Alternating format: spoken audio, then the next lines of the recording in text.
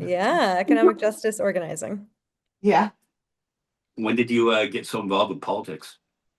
Um, I started doing this work in 2017 when Trump came to office. And I started doing it in a volunteer capacity, and I actually came to it sort of through the comedy writing, but then it started becoming the dominant part of the work I was doing. So now Yeah. it's most of what I do. Yeah, it's pretty hard to ignore, huh? I know. I was so looking forward to giving it up a year ago. I was like, she's got to win. She's gonna win, right?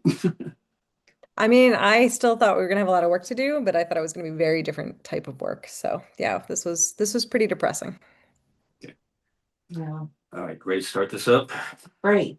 All right, ready? Yeah, absolutely. All right, let's go. Well, Snow, welcome. Thank you. How you feel from the protest yesterday? Oh, I'm feeling good. I had a good time yesterday. I'm still exhausted. Well, yeah, I slept most of the day, but I mean, and I think I went to bed at like 8 o'clock last night. So we have a guest, and what I've been doing is I've been pilfering from Pete Dominic, his guest. Yeah. Don't tell Pete. Um, but we have Maura Quint on. Welcome. Thank you. Thanks for having me on. I won't tell Pete. Your secret's safe with me. Yeah, well, he doesn't respond to my emails, so. I, I don't share anything with him. He doesn't own me. All right, so you're in Pennsylvania, right? Yeah, I'm in central Pennsylvania. So how was your No Kings protest yesterday? It was really, really great. I'm in a red district, um, here in Pennsylvania. So, and a fun fact about Pennsylvania, I haven't done my independent research on this. I've just been told this, and I'm just accepting it at face value. But Pennsylvania has it's one of these states with the most number of hate groups registered per capita. Really? Yep. And I would we have have, never guessed that. yeah, we're right there, like right, right, like north enough that a lot of people have access to us, and there's especially where I am, we have a lot of like highways, a lot of through roads to other places, but we are still very, very close to a lot of old racist Southern ideology that kind of still persists. So, yeah, and in past events, we have definitely seen some of these groups come out. So I was pretty braced yesterday, given how much Trump had talked about these rallies and how demonized they were. I was pretty worried, and it was the most peaceful, like joyful, even wonderful event. I was really, really overwhelmed by how great it went. So it was really nice. How about you How all? many people showed up at yours? Do you know? The count is, I think, 3,700 is There's the, wow. Ooh, yeah, that's really good. We yeah. had we had about 300. We had two different ones. We had the one that's led by the local Democrats here in Mojave County, and there's about 300 at that one. And Kingman, that's amazing. Yeah, Yeah. we are in Paul Gosar's district. Oh, So yeah. yeah. Exactly. So that is actually really good for our area.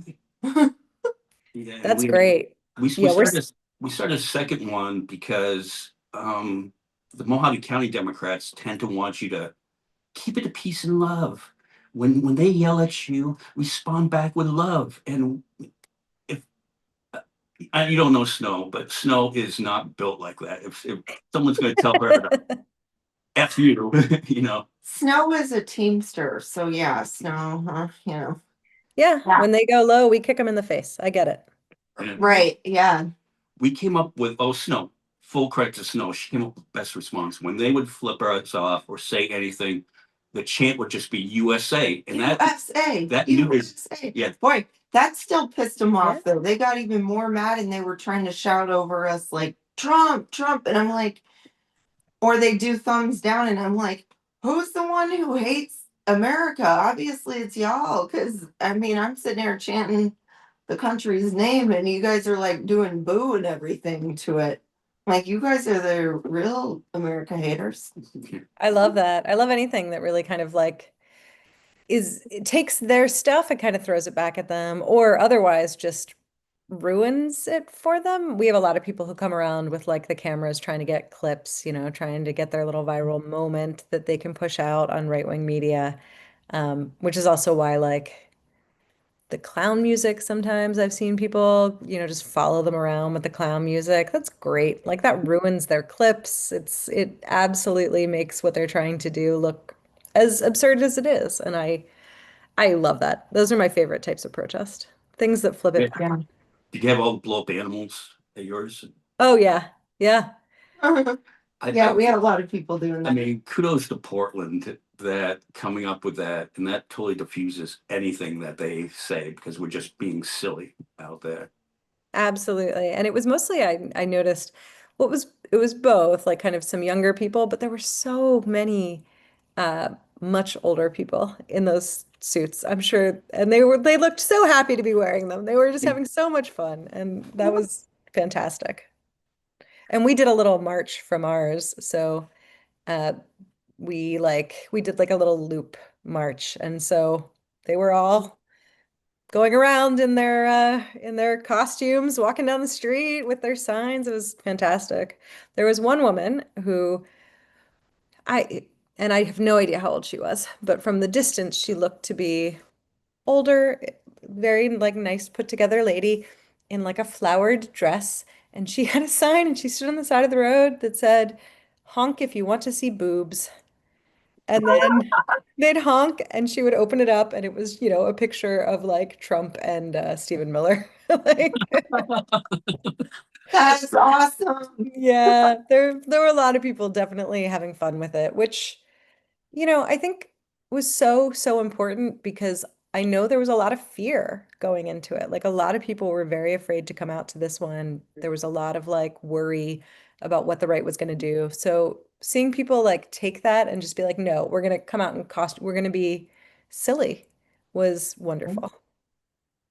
Yeah, that's kind of how we felt Yeah, too. We're like, we're gonna have fun with this, you know? yeah, and even though we live in Paul Gosar's district, we were kind of overwhelmed by the positive responses by the passerbys. It was probably 95% positive responses to us, Oh, that's great. which being from Kingman, and Kingman, Trump won by like 80%, something like Yeah.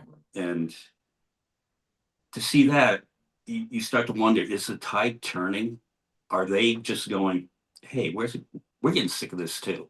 Mhm. I mean, because there's a difference between a MAGA and just a normal conservative. Well, some of them Absolutely. might have got the letters too, the letters about their health insurance going up Yeah. if the subsidy goes away. I think people are definitely starting to get hit. And there's also been, I mean, in Pennsylvania, certainly letters have gone out and things have been posted about Mhm. people who may not receive SNAP benefits as well with the shutdown. And I think that's really, really starting to hit people. But I definitely noticed, I mean, nationwide, this was one of the largest days of protest, certainly in our recent history. You have tons and tons of people out. You have the president and his administration calling this a terrorist, an act of terrorism, and like demonizing it, and you did not see his followers coming out in big droves, and you did not see people readily taking up violence or trying to create clashing. And I feel like even a few years ago, we were seeing that. Like we were absolutely seeing more of a presence of the hardcore MAGA right. And so it did feel to me like I think that there is demonstrably just less support, even among his own ranks at this point. And that's really that's hopeful. That's really hopeful. Yay. Yeah, that's good Yeah. news. Here in Kingman, Yeah, we usually have like a handful of counter protesters, but there was only one kid saying thank you, Charlie Kirk, and that's the only. that's what we had too. He One was one he kid with was the Charlie nice, Kirk but sign. yeah. Yeah, So whatever. As long as they're peaceful, who cares? right. Absolutely. And I mean that's I think the crowd largely just kind of ignored him. Um, which was exactly, I think, the right thing to do. So it was, Yeah. yeah, it was a very inspiring day for me, which was good because it's hard to find inspiration a lot of times these days. Yeah, I was telling my group that we started about that. And I was just like, it was almost like it was therapy. Number one, therapy, because everything feels so hopeless. And number two, it brought back a sense of community Yeah, among everybody, which absolutely. you kind of gets lost in the news and everything else. You look at the news every day, like, oh shit, what did he do today? Oh fuck. But then when you get a group of, 300 people, all with a common cause, or 40 at the other one, and then we had like a potluck, table, and we were collecting canned goods, because we Yeah. know with SNAP benefits getting cut, people in this region are especially going to get hard hit. Yeah. But we tried to, make it as positive as we could. And are they being donated to the food bank? Yeah, Okay, yeah, the local food bank. cool. No, I love that. I think it's the most important time uh, that I have seen for us to be really, really engaging in mutual aid networks. It just feels Yeah. so vital right now. Because, I mean, as you said, you look at the news, you go online, it looks really hopeless. It looks like there's just this huge, insurmountable obstacle. But when we come together, you realize that there's so much in community, and we really do have to take care of each other. And what's more, I think we want to take care of each other. Like there's so much need, but there's also so much desire to help one another that is really important and really important to nurture. And it's nice to see. Yeah, and then you do realize that even though people will have a loud voice online, that over the course of 4 hours of our protesting, that you maybe had a dozen people, that were flipping you off, and they would always wait till the light turned green before they would flip you. No, they were such chickens. Like they'd be sitting there the whole time staring. Probably sitting there, hmm, I know what I'm gonna do when the light turns green. I know what I'm gonna do. And then yeah, they'd take off and like it was even like halfway through their turn, they'd finally say something or flip the bird or do the and I'm like, oh my God. But it was funny that you're sitting there, you're watching because you can see it in their eyes, like they're just fuming on it. Well, I Yeah, already well, I started mean, chanting USA to those people too, because I'm like, I can see it on their face. And hey, it's good to chant USA anyways. So Yeah. And Snow here is wearing this shirt and she's jumping up and down, so it kind of makes it really, distracting. amazing. I love it. That's great. I'm definitely going to share that with people. That's a fantastic response. Did you see Trump's video he posted last night though afterwards? Oh yeah, of course. I Oh, mean, talk about being afraid, like hiding behind AI and like pretend being some sort of vile hotshot of a sort, like troll. But doing it all from like, he's not doing any of it. He's just terrified. Obviously, he's so scared he's pooping his pants. So yeah. literally. Then in San Diego, they were doing this military exercise where they were shooting missiles from, the ocean into Camp Pendleton over I-5. so they decided to go through with They that? did do that. Now they were going to shut down I-5 and then decide not to, but then they did it anyway. So they're shooting missiles over a highway. Like people are, something could happen really bad. And I think they eventually closed part of it. It's probably what they were hoping though. They were probably hoping that something bad would happen. I mean, I wouldn't put it past them. I No, honestly. I agree that they're anxious to have horrible things happen right now. They would love it, which Yeah, is awful. they're gross. I mean, they're gross people, gross humans. I was kind of really surprised that like an agitator didn't show up at one of these Yeah, and dressed up like an animal head on or something and then cause trouble. And then it would give, Trump a reason to do what he wants to do. I really thought we were going to see that. I really, really did. I was shocked that we didn't. And again, I take that as a really fantastic sign because there are, we know there are still a lot of people who really idolize him in this really pathetic way. And so the fact that you were not seeing them take action on a day like yesterday is really notable. I mean, it's awful to be like, what a great sign that there wasn't horrible, tragic violence started Right. by, a crazy person. But at the same time, it's a pretty great sign. Mhm. So the big news of the week, Israel and Palestine, the peace plan. Do you give Trump any credit for that at all? No, dear God. He gets credit for the genocide and the war. He can have a little slice of that credit because he's certainly been more than happy to fuel it. No, he's done nothing here. And to that matter, I don't even see this lasting, unfortunately. Netanyahu and Trump have a very close friendship, and Netanyahu will do what he wants with his government in the same way that Trump will. And they both enjoy their authoritarianism, and they are both exercising it mutually. But no, Trump he has no credit because he doesn't, I don't even think it's something he wants. I don't think he wants peace. I don't think he cares. Well, he only cares about the peace prize. He That's the wants a only. prize, he wants recognition, but that's it. He wants the trophy. And aren't those the folks that are against like the participation trophies and all that? That always that like always cried about. Yeah, These people just want a trophy. They just want a participation trophy. I know. I mean, maybe that would be good for the people that do the Nobel Peace Prize. Just give them like a participation trophy. A pretend one, Yeah, just so, but everybody else knows it's fake. yeah. Okay, I We got should just give him a pretend country. I mean, if we just set up a TV it. somewhere and we told him he was in charge of things and then just hired a bunch of guys to play actors and yes, sir, him all the time, I think we could just lock him in a room somewhere. I don't think he'd notice as long as he had a TV and some cheeseburgers. I got an idea. How about Florida? Yeah, we're willing to give up Florida.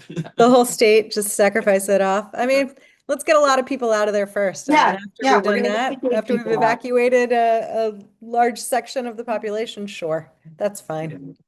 Get Yeah, all the good people out. Let all the others that are Anybody totally who in love wants with to, anybody him. who wants Yeah, to go to Florida at this point in time, can uh, move there. Yeah, they can go. And anybody who yeah. wants out of Florida but is stuck there right now, And we'll they help, can we'll help even them leave. name it like the Confederacy if they would like to, since they still love to fly that flag. I think you call it Horda. They'd think that was hilarious. I think that would work. um, how in our area we really haven't noticed any effects of the shutdown because we don't have a lot of federal workers here. Oh yeah. Are you seeing that in your area?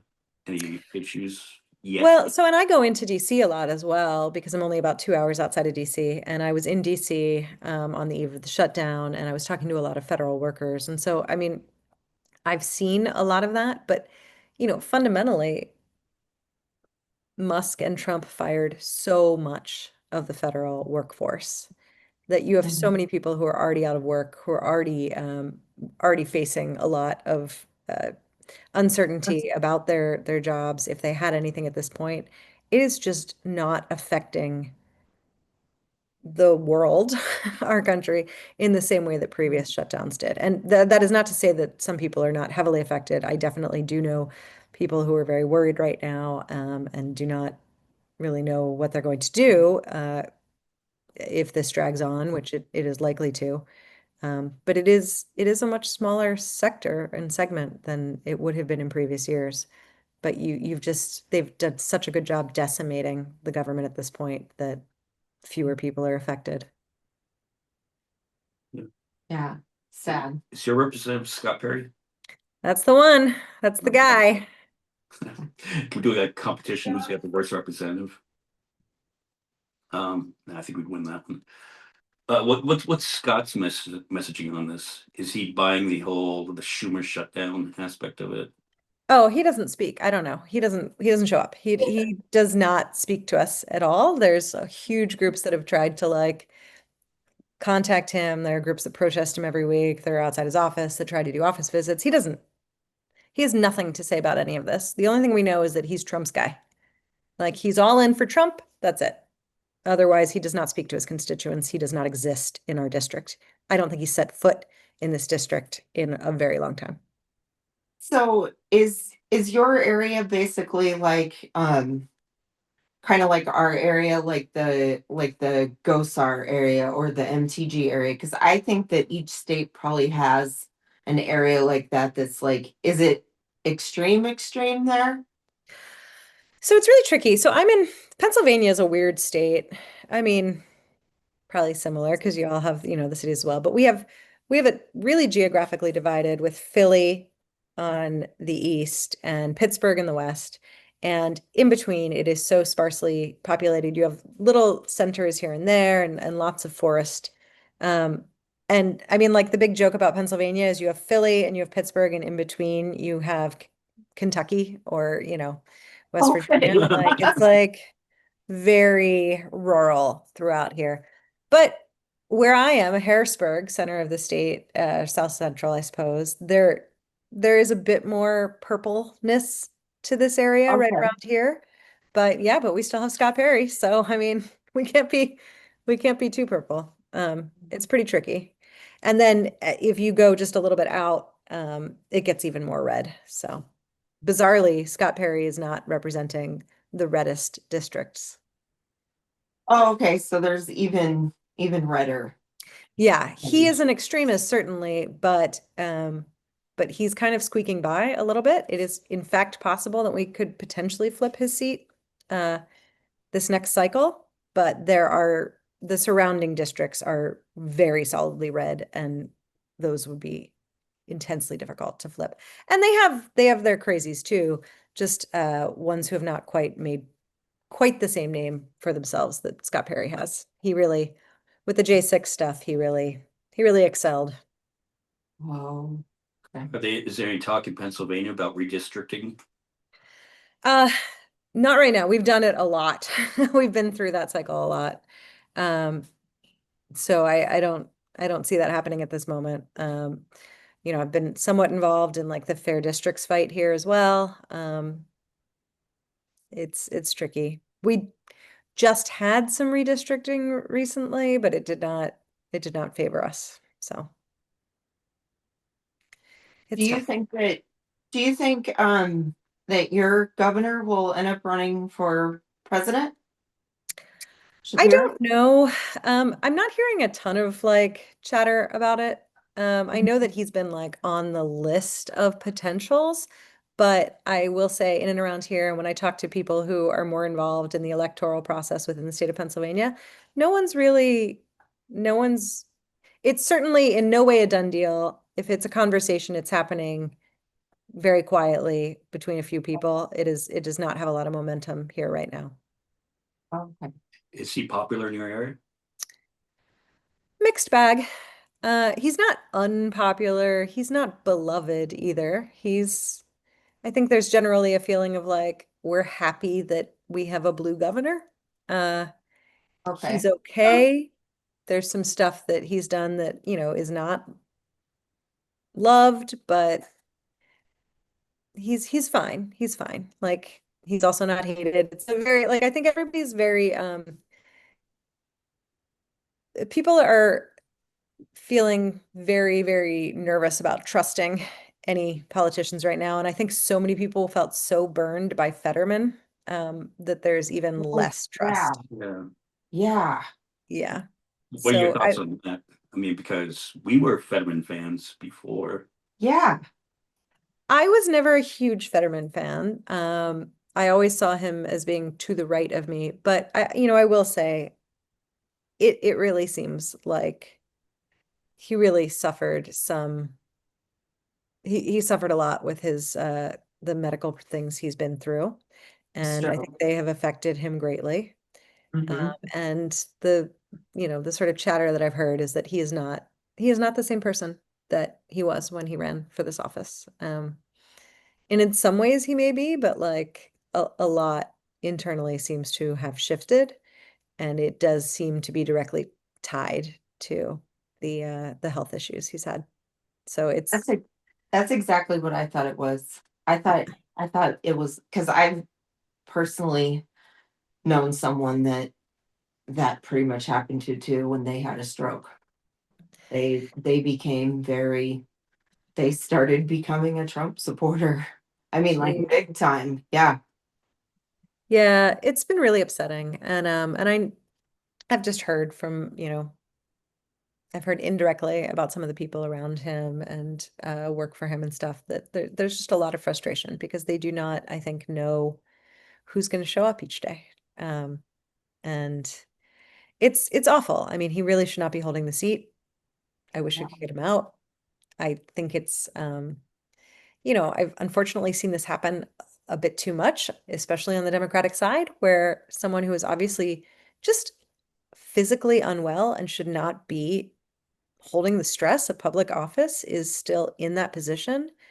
And there doesn't seem to be good mechanisms to remove them. And it is very frustrating that there's not a support system around them that is encouraging them to focus on their own health and their own well-being and instead allowing them to kind of hold on to these seats.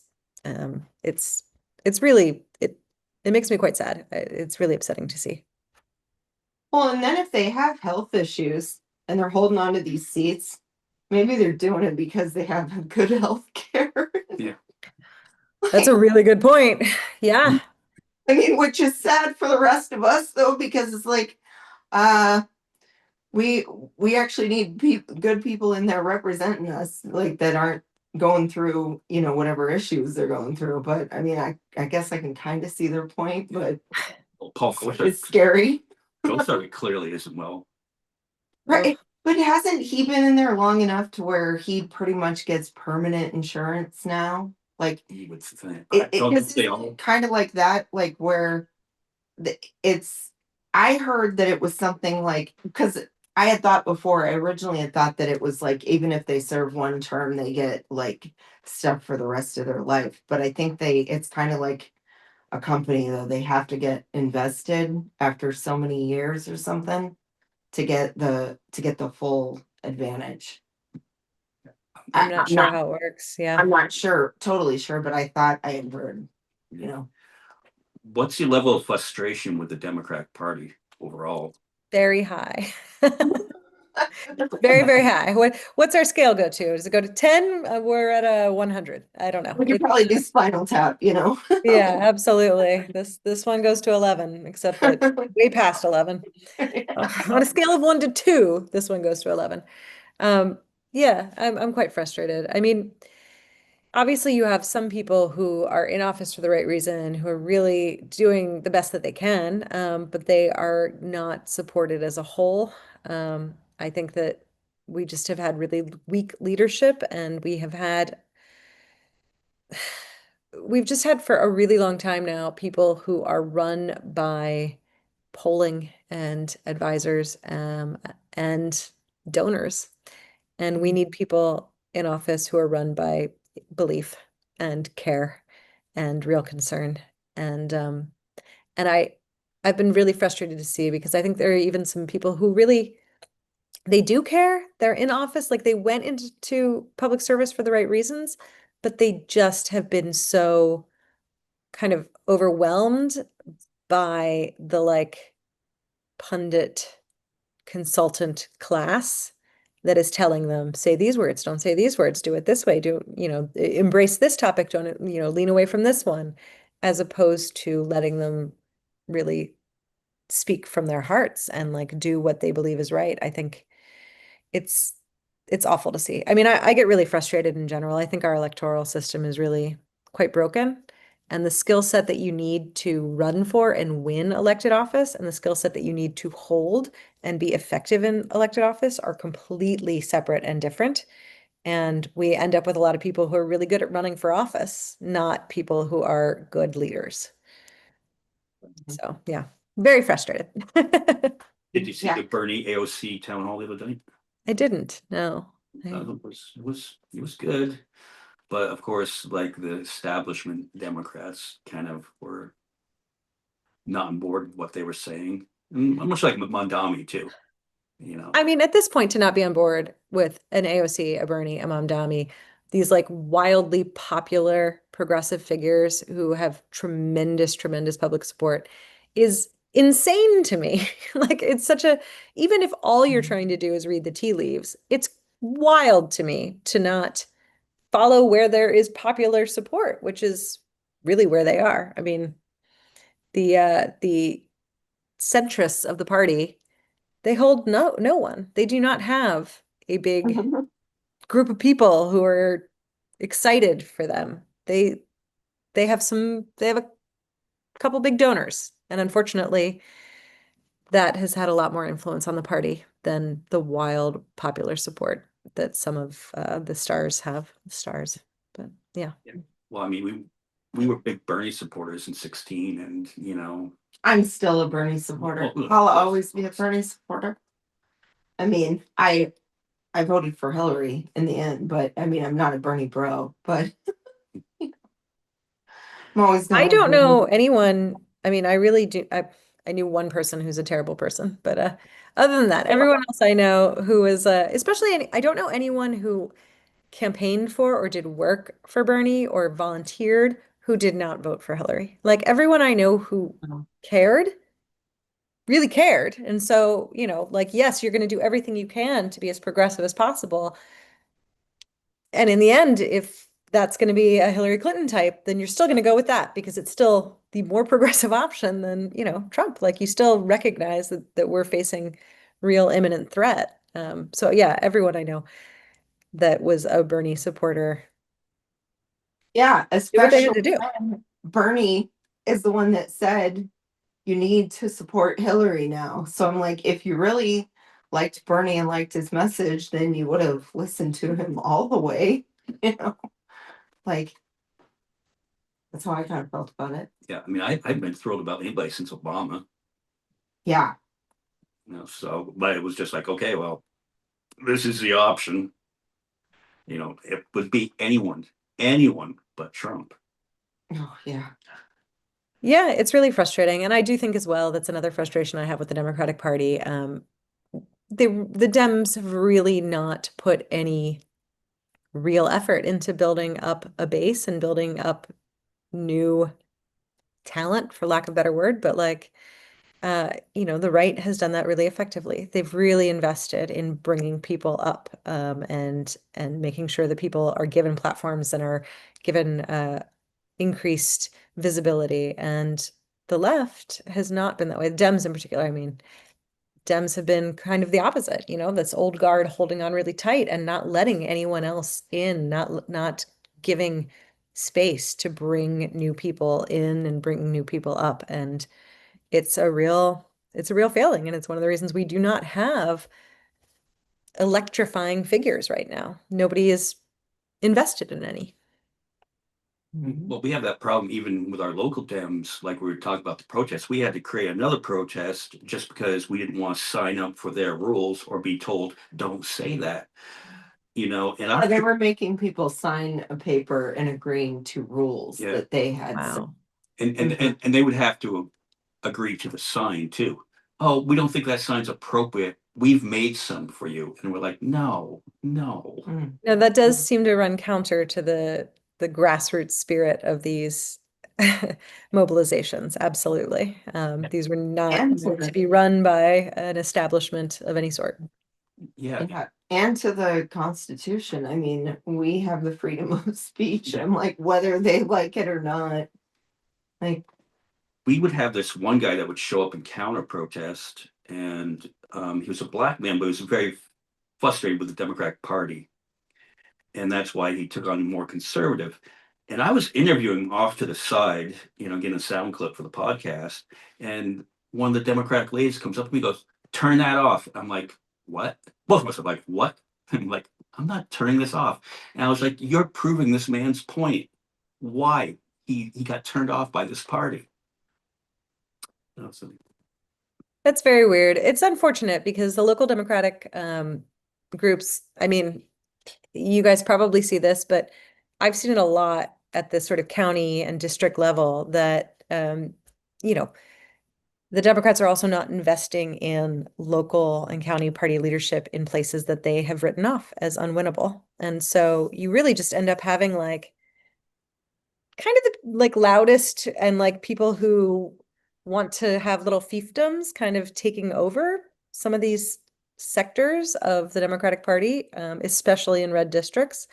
And they kind of run it however they want, and they're not given a lot of resources, and they're not really given a lot of guidance, and you end up with like some really off-putting places and some people who should not be in charge of things in charge of things. Yeah, and at the state level, well, not well, in Arizona, the people running for Senate didn't necessarily want to invest any time coming here, much like you're saying on it. I think Mark Kelly came in, dropped in for like a half hour or something like that on the last, one. But that was it as far as that. Yeah, he came to the college and Yeah, yeah, yeah. And Ruben came here once too yeah, on it, but it's not like but they at least came here. they Kirsten Cinema refused to show up when she was running. that's another one. That seems unsurprising now. Yeah. Right? Yeah. Yeah, totally not surprising. Yeah. Um, George Santos, did you hear that news? I saw something out of the corner of my eye and I kind of ignored it. So And that was a totally not a surprise what happened there, just hey, get out of jail, go about your way, go back to whatever you're doing, like making cameos for $2,000 a piece, whatever. right. That sounds right. But I think, like we said, we said this in the beginning that these protests bring back a sense of community. And the reason why I asked you on was because I was listening to Pete's podcast, Stand Up with Pete, and you were on, and you had a wonderful idea, and you want to give us your thoughts on that. Sure. Well, so I mean, I work at in national political organizing, and that is obviously pretty frustrating these days. And so when Trump won this last election, which was not as long ago as it feels like it was a million years ago, and we've just been in this forever, but still only months ago. I felt really, really hopeless. And so I was trying to figure out what I could do to kind of hold on to any sense of hope. And it really was that I felt the answer was going to be in communities, in our community and in building community with one another. I really believed that that was where we were going to need to put our focus, because one way or another, we're all going to need to support each other. And I think we're seeing that a lot, especially with the sort of ICE raids that we're seeing, and now with the government shutdown, the way that's going to be affecting people, we all have to show up for each other as much as we can. But I know that for myself, I struggle very much to ask for help or to like reach out to people. I have this like sense of I should be able to do everything myself. Um, and I figured if I felt that way, probably a lot of people have that internalized belief that, asking for help is something you're burdening others if you do that, and you should not do that. So, to try and kind of overcome that, we held a favor dinner, for lack of a better title for this. Um, but I got together this group that I had been kind of organizing of these women, and asked everyone to invite some people that they knew in the community. And we did it as a potluck and just said, bring a dish. But the sort of hook for the dinner is that when you come, you have to sign up. You have to ask for help. You have to ask for something. And we had it anonymous, so everybody put their thing, and it was things like, can you uh, bring my family dinner while I'm out of town? Can you give me a ride to the airport? Can you, um, walk my dog in the middle of the day occasionally when I'm gone all day? Or one person just wanted help putting up pictures on her wall because she just feels like she can't hang pictures right, and she's had stress and hasn't been able to do it. And so it was just very small sort of things that people can kind of help out with. One person wanted to know if anyone could teach them how to sew or help with like doing some yard work or things like that. And so we had them all on a list, and then as you were leaving, you had to look at the list, and then you could sign up for one that you would help with. And then I connected everyone so that everybody owed somebody a favor and had to do that thing for them. And it was just an attempt to like build community by forcing us to ask for help from one another. And especially to ask for help from people that are not in our close inner circle, that we might not feel as comfortable asking for help. And it sort of the idea came to me, and I'm sure I'm not the first to have done this, but when the idea came to me, it was from this little story I'd often heard of a mother telling her son that he needed to go next door and ask the neighbors for a, a couple tablespoons of salt. And the little boy was annoyed. He didn't want to go. And he's like, we have salt. Why are you making me do this? And she's like, just go ask them. And so he went over and he came back with some salt. And he was like, why did you make me do this? And she said, well, I know that they are going through a really hard time and they are going to need help. So I wanted to ask them for help so that they would feel comfortable coming when they need help from us. Uh, which is, I think, it was like always a very powerful story to me and very meaningful. Because I think it does make a big difference when you know that someone is willing to come to you and ask for help, then it opens up that door and you can then go to them and say, you know what, actually, I need something.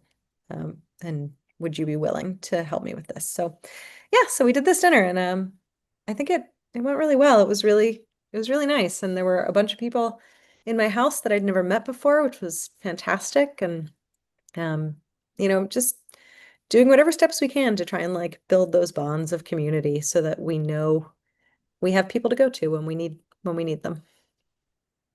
How many people showed up for this? Um, we had about 30 people, I'd say.